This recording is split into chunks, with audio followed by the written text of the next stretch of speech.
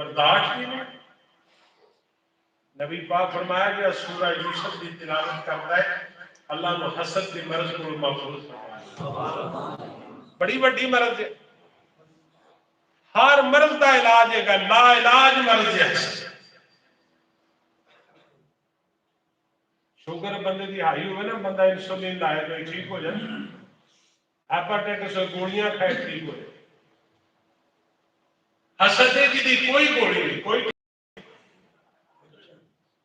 کوئی ٹائم نہیں ہے.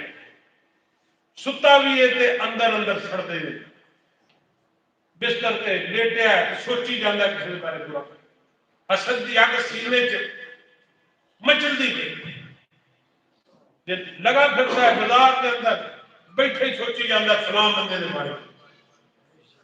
حضور فرمایا کہ سورہ یوسف کی تلاوت کرتا ہے اللہ دے دل کو حسد کو پاک فرما دیتا.